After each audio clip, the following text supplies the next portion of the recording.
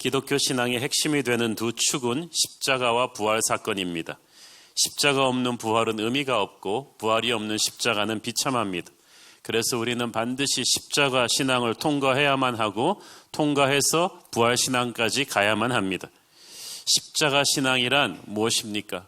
십자가를 멀리서 감상하는 것이 아니라 그 십자가가 바로 나의 죄를 위한 것임을 깨달아서 그 사랑의 감동을 가슴 깊이 깨닫는 것입니다.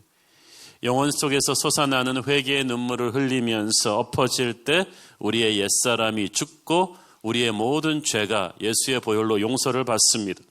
그때 나는 도덕적인 윤리적인 신앙이 아닌 성령의 사람, 예수의 보혈로 거듭난 진짜 하나님의 자녀가 되는 것입니다. 그런데 그것이 또 끝이 아닙니다. 우리는 십자가에서 반드시 부활신앙으로 가야만 합니다. 옛사람이 죽었으니 새사람이 살아나는 것입니다. 세상 기쁨과는 비교도 되지 않는 하늘의 기쁨으로 충만하게 되고 힘을 잃었던 눈동자에 빛이 반짝이게 되는 능력이 생깁니다. 이제부터는 살아도 내가 사는 것이 아니요 내 안에 살아계신 다시 사신 예수 그리스도의 능력으로 우리는 사는 줄을 믿습니다. 오늘 부활의 첫 증인인 마리아의 이야기를 묵상하면서 그녀가 누렸던 그 부활의 아침의 감격을 우리 모두 함께 공유해 보도록 하겠습니다. 1절 읽습니다. 안식 후 첫날 새벽에 이 여자들이 그 준비한 향품을 가지고 무덤에 가서 유대인들의 안식일 개념이 오늘날 우리 달력으로 금요일 저녁 6시부터 그 다음 날인 토요일 저녁까지입니다. 그러니까 안식 후 첫날이라 함은 안식일인 유대인들의 안식일인 토요일 다음 날, 즉 우리 캘린더로 하면은 주일이 됩니다. 오늘날로 하면 주일 아침. 이것을 계기로 해서 우리 크리스천들은 유대인의 안식일이 아닌 주님 부활하신 주일날 예배를 드리게 된 것입니다. 안식 후 첫날 새벽에 한 무리의 여자들이 예수님의 무덤으로 갑니다.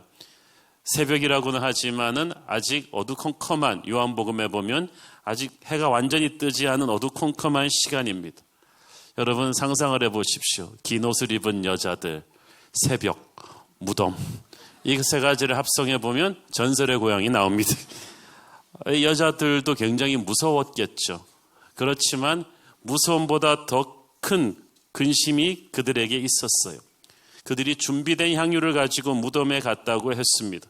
그녀들은 예수님의 십자가를 끝까지 목격했고 예수님께서 이렇게 아리마대 요셉의 무덤에 매장되는 것을 끝까지 지켜본 사람들이에요. 그러니까 아리마대 요셉이 몇 시간밖에 안 되는 시간 여유를 가지고 허겁지겁 시신을 수습하면서 매장하는 걸 봤기 때문에 이 그녀들은 마음이 아팠어요. 예수님은 귀하신 분이거든요. 그 당시 귀하신 분은 세마포를 정성껏 한 겹 한 겹 향유를 바르면서 싸서 시신을 매장해야 되는데 급히 서둘러서 매장하는 것을 보고 그녀들도 마음이 아팠어요. 그래서 우리가 좀 제대로 해드려야겠다. 근데 그 다음 날이 안식일이니까 이틀을 꼬박 조바심을 가지고 기다렸다가 이 주일 아침에 달려온 것입니다. 이 여자들이 누구입니까? 10절 읽습니다. 이 여자들은 막달라 마리아와 요한나와 야고보의 모친 마리아라. 또 그들과 함께한 다른 여자들도 이것을 사도들에게 알리니라. 여기에 보면 막달라 마리아의 이름이 제일 먼저 나오죠. 요한복음에도 보면은 막달라 마리아가 이 여인들의 리더입니다. 주님과 함께한 여인들 중에서 끝까지 가장 적극적이고 헌신적으로 붙어있던 여인입니다. 막달라 마리아가 사실 신분이 미천한 사람이었어요. 7 귀신에 들려서 고통받으면서 방황하던 여인이 예수님을 만나 치유받았습니다. 그리고 나서 인생이 변했어요. 그 다음부터는 이 여인은 항상 주님을 헌신하는 최전방에 나와 있습니다. 수많은 사람들이 주님에게 병고침을 받았지만 그때뿐이었지 끝까지 주님께 은혜를 갚으면서 주님을 예배하는 제자가 된 사람은 별로 없었어요. 마리아가 그런 사람이었습니다. 누가 마리아한테 직분을 준 것도 아니고 명예를 준 것도 아닙니다. 그런데 마리아는 그냥 주님이 좋아서 끝까지 주님과 함께한 거예요. 은혜를 체험한 사람은 시키지 않아도 이런 파격적인 헌신을 합니다. 마리아는 주님이 골고다로 올라가시던 그때 그리고 십자가에 못 박히시던 그 시간에 그리고 주님이 무덤에 안치되던 그때까지 끝까지 십자가의 주님에게서 눈을 떼지 않았습니다. 그랬기 때문에 그녀는 부활의 첫 증인이 될 수 있었던 것입니다. 그 헌신과 열정 때문에 그녀는 오히려 사도들에 의해서 사도들 중에 사도로 불렸습니다. 12 제자들이 자기들도 부끄러웠던 거예요. 막달라 마리아 앞에서는. 이 막달라 마리아의 제자도의 진가를 보여준 게 바로 십자가였어요. 여러분, 십자가 앞에 통과시켜 봐야 그 사람이 진짜인지 아닌지를 압니다. 평소에 주님 주위에는 구름대처럼 사람 따라다녔지만 주님 십자가로 가시니까 다 도망갔어요. 제자들까지. 막달라 마리아와 아리마대 요셉 같은 변방에 있던 수면 위로 떠오르지 않았던 사람들이 그때 드러난 거예요. 우리의 진짜 제자도는 십자가의 주님과 끝까지 함께할 수 있느냐 없느냐에 달린 거예요. 끝까지 십자가의 주님과 함께한 사람은 부활의 첫 증인이 될 것입니다. 부활의 능력으로 살아날 거예요. 자, 이 여인들이 도착했습니다. 2절, 돌이 무덤에서 굴려 옮겨진 것을 보고. 이 유대인의 무덤이 바위를 뚫어서 만든 공간에, 이 굴을 파서 만든 공간에 시체를 눕힌 거거든요. 그리고 커다란 돌을 굴려서 막는데 이 커다란 돌이 장정 대여섯 명은 달라붙어서 굴려야 되는, 평균적으로 한 1톤 정도 무게가 되는 엄청난 돌입니다. 게다가 그 돌 위에는 로마의 인이 찍혀 있어요.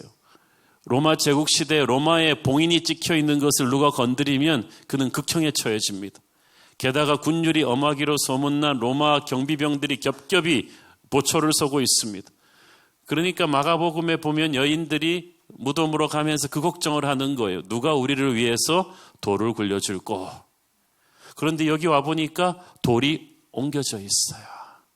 사랑하는 여러분, 우리가 하나님의 일을 할 때 우리가 무슨 힘으로 하지 걱정을 많이 합니다. 헌신은 했는데 저도 그 걱정을 많이 하죠. 내가 무슨 힘으로 이 큰 목회를 하지? 그런데 중요한 건 믿음이고 헌신이에요. 돌은 하나님이 굴려놓으십니다. 여러분 꼭 그걸 명심하세요. 돌은 주님이 굴려놓으신다. 능력은 주님이 주시는 것이다. 돈은 주님이 주시는 것이다. 건강은 주님이 주시는 것이다. 사람은 주님이 주시는 것이다. 여러분의 헌신의 순수함과 열정이 중요하지, 그게 있으면 힘은 주님이 주십니다. 사역을 돈 많고 힘 있고 인맥이 있어서 하는 게 아니에요. 헌신한 사람에게 하나님이 부어주시는 것입니다. 가보니까 돌이 옮겨졌는데 이 돌은 그냥 우연히 옆으로 구른 게 아니라 누가 살굿돌 옮기듯이 툭 건드려서 옮겨 놓았다는 표현입니다. 마태복음 28장 2절을 보십시오. 큰 지진이 나며 주의 천사가 하늘로부터 내려와 돌을 굴려내고 그 위에 앉았는데, 그러니까 여인들은 단순히 돌이 옮겨져 있는 현장을 목격한 게 아니라 천사가 그 돌을 옮기는 과정을 본 거예요. 진짜 목격자예요. 그리고 천사가 그 돌 위에 앉았습니다. 무덤의 입구를 막았던 돌 위에 천사가 앉았다는 것은 죽음을 이기신 하나님의 영광을 선포하는 거예요. 3절 읽습니다. 들어가니 주 예수의 시체가 보이지 아니하더라. 그녀들은 천사가 이 무덤을 팍 여는 것을 보고 놀랐고 그 안에 들어가 보서 예수님의 시신이 없는 것을 보고 놀랐습니다. 자, 여러분, 그러니까 무덤 문이 열리고 예수님이 나오신 게 아니고 돌문이 열리고 들어가 보니까 이미 예수님의 시신은 그곳에 없었어요. 그러니까 예수님은 열린 무덤으로 나오신 것이 아니라 닫힌 무덤으로 이미 나오셨던 것입니다. 그러니까 여인들에게 이 빈 무덤의 문이 열린 것은 이 여인들에게 확인시켜주기 위해서였어요. 이 미스테리를 이해하려면 부활하신 주님의 육체가 우리의 몸과는 다르다는 것을 알아야만 합니다. 예를 들어서 요한복음 20장 19절 보십시오. 이날 곧 안식 후 첫날 저녁 때에 제자들이 유대인들을 두려워하여 모인 곳에 문들을 닫았더니 예수께서 오사 가운데 서서 이르시되 너희에게 평강이 있을지어다. 자, 문이 다 닫혔는데 주님께서 가볍게 그 안에 벌써 들어와 계셨다. 그 말은 무슨 말이에요? 예수님은 문으로 들어오실 필요가 없었다는 거예요. 이 스타트랙 같은 데 보면은 이렇게 텔레포팅이라고 나오죠. 이렇게 탁 시간과 공간을 초월해서 사람이 순간이동하는 거. 그거는 공상과학에서도 나오는 이야기인데 아마 성경 보고 만든 거예요. 부활하신 주님의 몸은 우리의 몸과는 달라요. 하늘의 영광을 입은 그 몸은 4차원적인 육체이기 때문에 우리와 똑같이 볼 수 있고 만질 수 있고 식사도 하시는 몸이지만 동시에 이 땅의 시간과 공간의 제약을 받지 않으십니다. 언젠가 우리가 부활해서 천국에서 있게 될 그 새 육체예요. 주님께서 그 새 육체로 무덤의 그 큰 돌을 그대로 통과해서 나가신 것입니다. 자, 천사들이 이제 부활의 소식을 이 여인들에게 전해줍니다. 4절, 이로 인하여 근심할 때에 문득 찬란한 옷을 입은 두 사람이 곁에 섰는지라. 여인들은 빈 무덤을 보고 근심했다고 했어요. 믿음이 있었다면, 부활신앙이 있었다면 주님 부활하셨구나 하고 축제를 벌일 텐데 믿음이 없으니까 보이는 현상을 보고 그냥 근심한 거예요. 누가 예수님의 시신을 훔쳐갔나 보다. 자, 여러분, 보는 것보다 중요한 것은 해석할 수 있는 영적인 눈이 있는 거예요. 영안이 열리지 않는 사람은 세상 사람과 똑같이 현상을 해석합니다. 여러분, 본다고 다 되는 게 아니에요. 많은 사람들이 하나님을 보여주소서, 보여줘도 볼 눈이 없는 사람은 알지를 못해요. 영적인 분별력이 없으면 계시를 이해하지 못합니다. 영적인 현상을 이해하지 못해요. 여러분, 본다고 다 보입니까? 바둑판 한참일 때 저 같은 사람이 보면 누가 이기고 누가 지는지 몰라요. 흑이 이기는지 백이 이기는지 누가, 바둑을 알아야 그걸 보죠. 영의 눈이 없으면 하나님이 하시는 일을 봤는데 무슨 말인지 몰라요.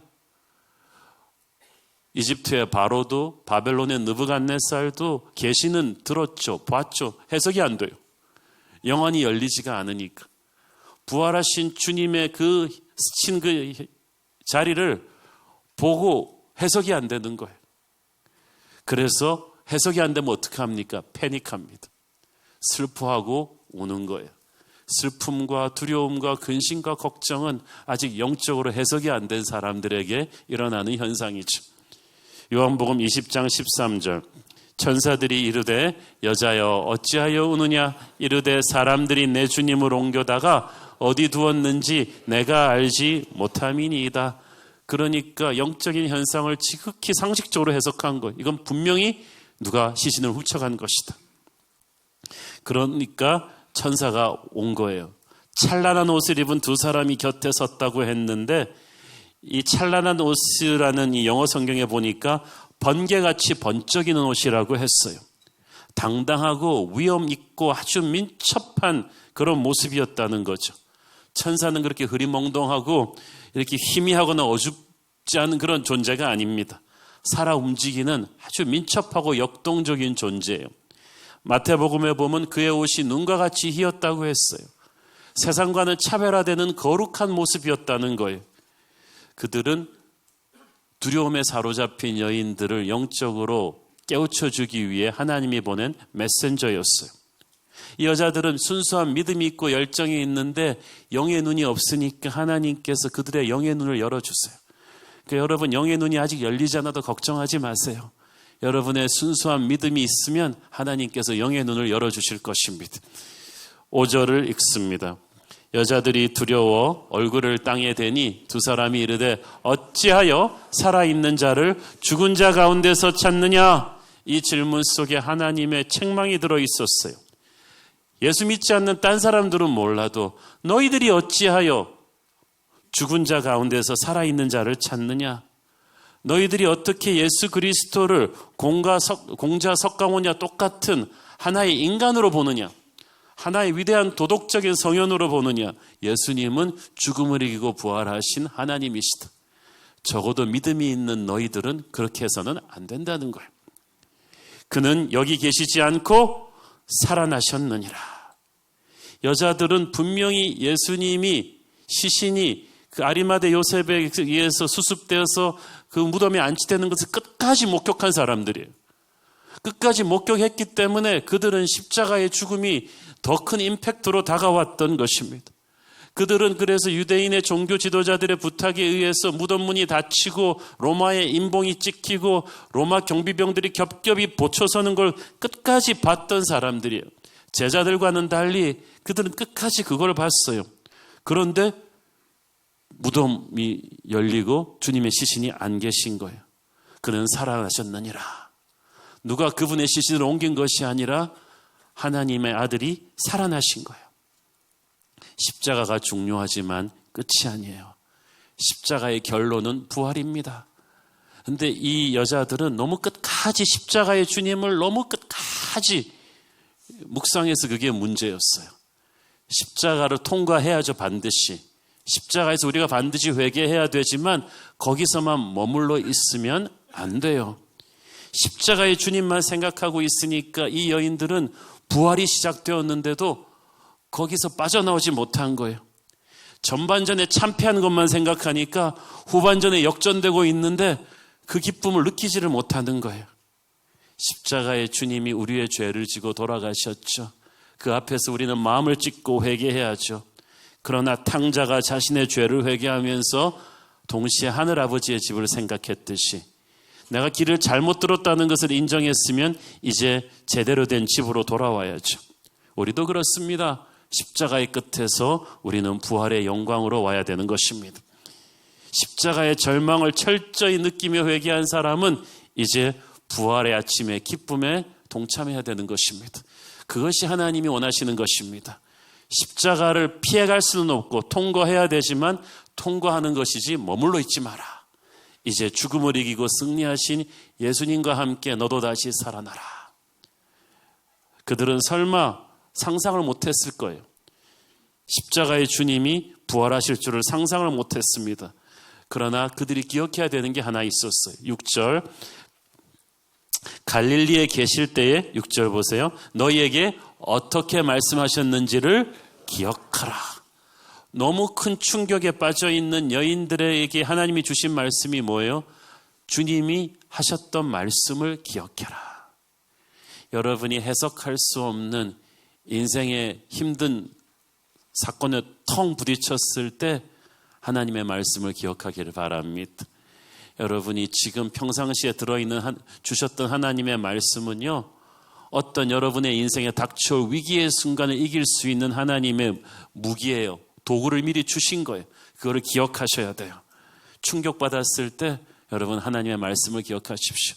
갈릴리에서 주님께서 제자들과 함께 사역하시면서 수없이 많이 부활에 대한 예언을 하셨어요. 근데 다 까먹었어요. 마치 감독이 해준 말을 경기하다가 다 까먹는 선수처럼 다 까먹는 거예요. 우리가 너무 충격이 커서 주신 말씀을 잃어버렸을 때 성령께서 그것을 다시 한번 상기시켜 주십니다. 7절, 8절 읽습니다. 이르시기를 인자가 죄인의 손에 넘겨져 십자가에 못 박이고 제3일에 다시 살아나야 하리라 하셨느니라 한데 그들이 예수의 말씀을 기억하고 할렐루야. 그러면 이제 된 거예요. 드디어 기억하기 시작했어요.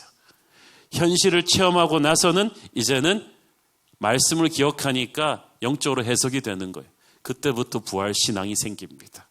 이게 신앙이에요.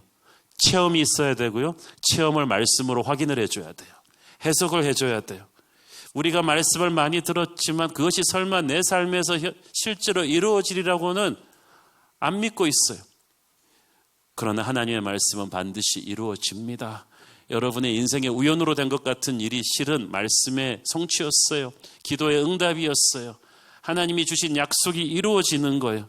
때로는 이것을 일깨워주는 성령님의 임재, 천사의 이 자극이 필요한 거죠. 흥분하기 시작합니다, 여자들이. 그래서 어떻게 합니까? 9절 무덤에서 돌아가 이 모든 것을 열한 사도와 다른 모든 이에게 알리니.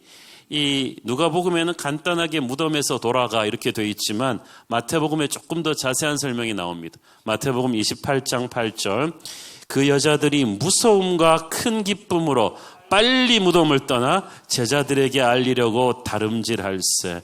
첫째, 빨리 무덤을 떠났다. 이게 중요합니다. 죽음의 자리는 빨리 떠나야 돼요.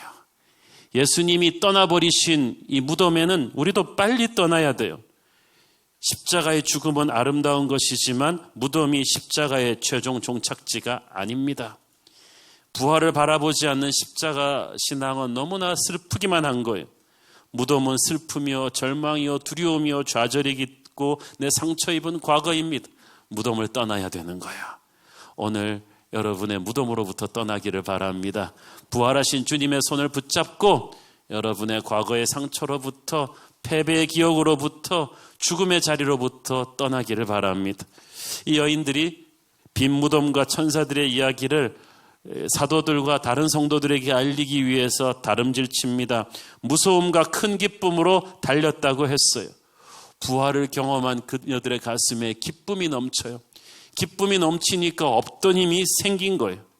자, 여러분, 무덤에 갈 때는 그냥 살기 싫어서 동작대기에서 뛰어내리기 직전에 그 걸음으로 그냥 칙칙 걸으면서 갔다가 돌아올 때는, 부활하신 주님의 소식을 듣고 돌아올 때는 우사인 볼트처럼 뛰어 돌아옵니다.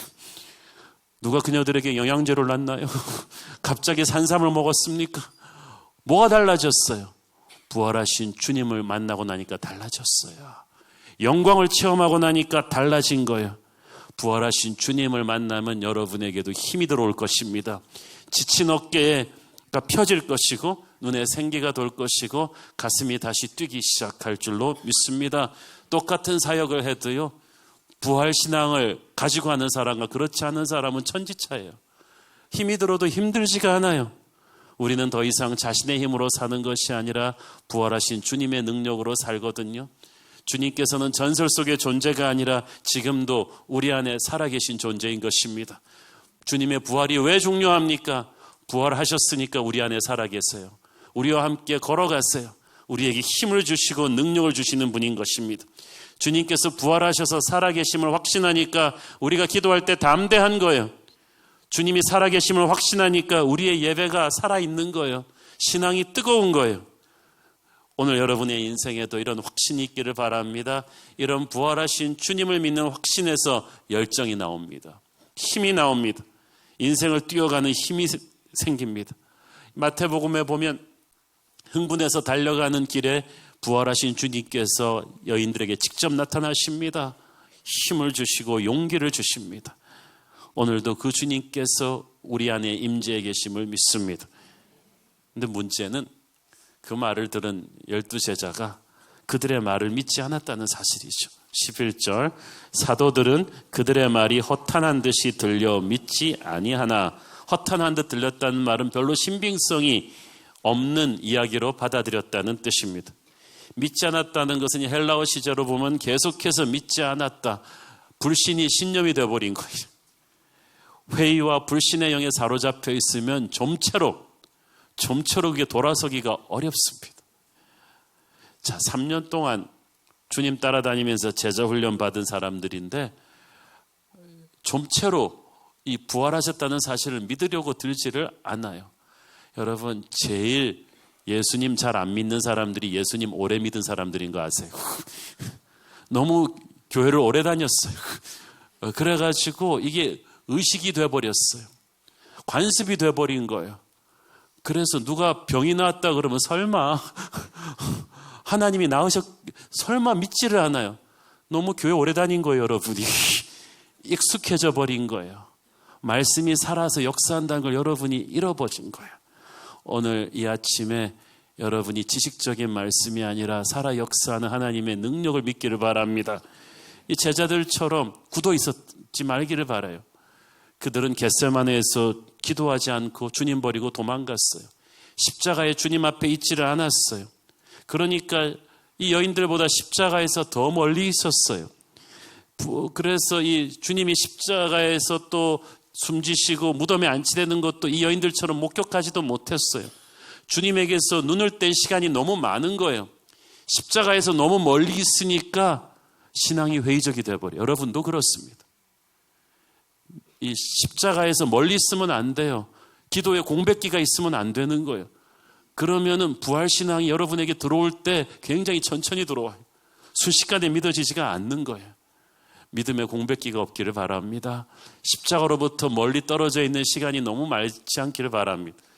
마가복음 16장 14절, 그 후에 11제자가 음식 먹을 때 예수께서 그들에게 나타나사 그들의 믿음 없는 것과 마음이 완악한 것을 꾸짖으시니 이는 자기가 살아난 것을 본 자들의 말을 믿지 아니함일러라. 주님께서 겟세마네에서 자기를 배신한 것 가지고 제자들을 꾸짖지 않으셨어요. 우리 같으면 그것도 했겠지만 주님은 부활을 믿지 않는 제자들을 꾸짖으셨습니다. 부활을 믿지 않으면 아무것도 아니거든요. 그렇지만 이 불신에 가득 찬 제자들도 나중에 성령 받고 나니까 달라졌어요. 교회를 오래 다녔지만 결정적인 순간에 예수를 믿지 않는 사람들에게도 부활하신 주님은 나타나십니다. 성령의 불을 부어주십니다. 우리 모두가 바로 그런 은혜의 수혜자들 아니었습니까? 근데 제자들 전부가 여인들의 말을 불신하고 앉아있기만 했던 건 아니에요. 12절 읽습니다. 베드로는 일어나 무덤에 달려가서 구부려 들여다보니 세마포만 보이는지라 그 된 일을 놀랍게 여기며 집으로 돌아가니라. 베드로는 예수님의 시신이 더 이상 무덤에 없다는 얘기를 듣자마자 정말 무슨 일이 일어났을까 궁금해하면서 전력 질주해서 무덤까지 달려갔습니다. 그런데 요한복음에 보면은 베드로 말고 요한도 같이 쫓아갔다고 돼 있어요. 요한복음 20장 3절 5절 말씀. 베드로와 그 다른 제자가 나가서 무덤으로 갈새 둘이 같이 다름질하더니 그 다른 제자가 베드로보다 더 빨리 달려나가서 먼저 무덤에 이르러 구부려 세마포 놓인 것을 보았으나 들어가지는 아니하였더니. 자, 여기서 참 재미있는 말이 나오죠. 베드로가 성격은 급해서 먼저 스타트는 끊었는데 운동신경은 떨어져서 중간에 요한이 더 빨리 갔다는 거지. 그리고 근데 문제는 더 빨리 갔는데 요한은 또 무덤 문 앞에서 브레이크를 걸고 안 들어가요.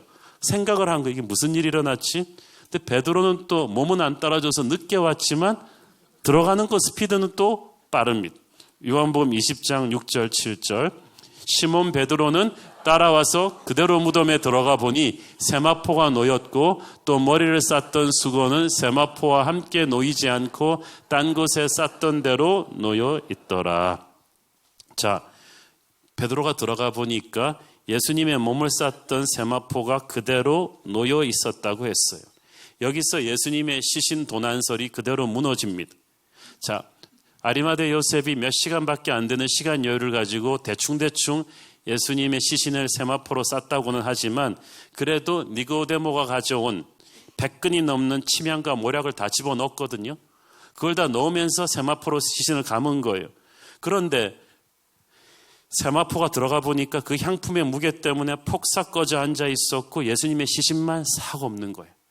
그 형태 그대로 시신만 없는 채로 폭삭 꺼져 있었고 예수님의 머리를 쌌던 수건은 한쪽에 잘 개어져 있었다.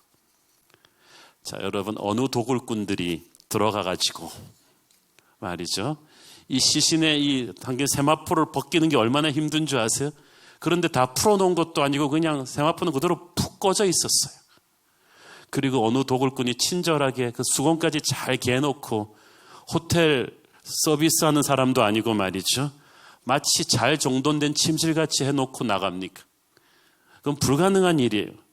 그리고 10명의 장정은 붙어 옮길 수 있는 그 큰 돌을 아무 소리도 없이 드러내고 그러고도 로마 경비병 하나도 안 깨우고 그거는 불가능한 일이에요.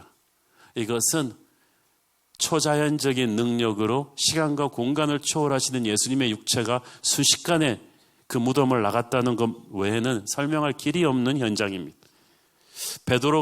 요한이 그래서 그 된 일을 놀랍게 여기며 집으로 돌아갔다고 했어요.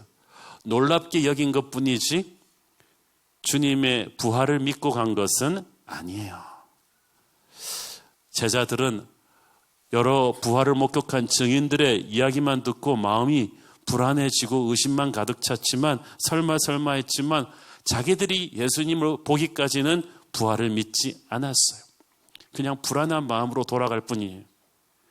여러분은 어떻습니까? 여러분의 인생을 누르고 있는 죽음의 돌을 이미 예수님이 옮겨 놓으셨는데 아직까지도 절망과 좌절의 무덤 앞에 묻혀 울고 있지는 않습니까? 부활절 아침이 되었는데도 아직도 자기의 인생을 누르고 있는 여러 가지 문제들이 주님이 마치 해결할 수 없는 것처럼 아직도 우리는 근심만 하고 울고 있는 것은 아닙니까? 그것은 여러분이 부활하신 주님을 믿지 않는 거예요. 부활의 주님을 믿는다면 죽음을 극복하신 주님이라면 여러분을 죽음처럼 압박하고 있는 현재의 아픔으로부터, 과거의 상처로부터 주님이 여러분을 구원하실 줄을 믿어야 돼요. 아니, 이미 구원하셨음을 믿어야 돼요. 여러분이 느끼지 못하고 있을 뿐이지 이미 주님은 역사하고 계십니다. 제자들이 믿지 않았을 뿐이지 주님은 부활하셨어요. 죽음의 권세를 이기고 부활하신 주님께서 이미 역사를 바꾸고 계셨어요. 여러분도 마찬가지입니다. 여러분이 도저히 치워지지 않은 여러분의 인생의 문제, 여러분의 인생을 무덤같이 막고 있는 그 돌을 이미 주님은 옮기셨음을 믿으십시오. 그 믿음을 가지고 승리한 사람처럼 그 패배 자리를 딛고 일어나야 돼요. 오늘 주님이 십자가에 머물러 계시지 않고 죽음을 이기고 부활하셨다는 사실을 믿으시면 주님의 부활 얼마나 축복이 됩니까? 주님의 부활은 승리의 시작입니다. 전쟁터에서 가장 무서운 적장을 거꾸로 틀리고 나면 그 다음에 부대는 패잔병만 쓸어버리면 돼요. 우리 주님께서 십자가에서 죽음의 권세를 꺾고 부활하셨습니다. 마귀의 핵심의 사령부를 무너뜨린 거예요. 이제부터 우리 모두 대장 되신 주님의 뒤를 따라서 죽음의 마귀들을 다 밟고 가면 되는 것입니다. 예수님의 승리가 바로 나의 승리가 되는 것입니다. 예수 그리스도의 부활로 인해서 죄를 이기는 은혜의 능력이 우리 안에 들어와 있어요. 부활을 통해 주님이 첫 열매가 되셔서 죽음을 이기시고 나가시면 이제 주님의 이름을 부르는 수많은 성도들도 죽음의 권세를 꺾고 전진하게 될 것입니다. 그 중에 저와 여러분도 포함되어 있는 거예요. 그러므로 부활은 우리의 축복된 미래를 약속하는 보증수표이기도 합니다. 우리가 이 땅에 살지만 이미 이 땅의 다른 사람들과는 달라요. 죽음의 권세자 마귀의 노예가 되어 있어서 이 땅 세상 눈치를 보면서 전전긍긍하면서 평생을 두려움과 불안감으로 살아가는 세상 사람들과는 다른 거예요. 우리는 이미 이 땅에 살지만 천국의 시민이에요. 죽음을 이기신 예수 그리스도의 자녀들이에요. 그래서 우리는 세상에 살지만 세상에 속하지 않았어요. 세상의 눈치를 보지 않아요. 우리도 살면서 아플 수도 있고 좌천당할 수도 있고 망할 수도 있지만 우리는 결코 죽지 않아요. 좌절하지 않아요. 부활하신 주님이 우리 안에 계시기 때문입니다. 이 세상이 전부가 아니기 때문입니다. 부활의 능력을 믿는 성도는 그래서 항상 미래지향적입니다. 과거에 매이지 않습니다. 우리의 과거의 어떠한 실패도 어떠한 아픔도 어떠한 저주도 슬픔도 죽음의 권세가 함께 꺾어져 버렸습니다.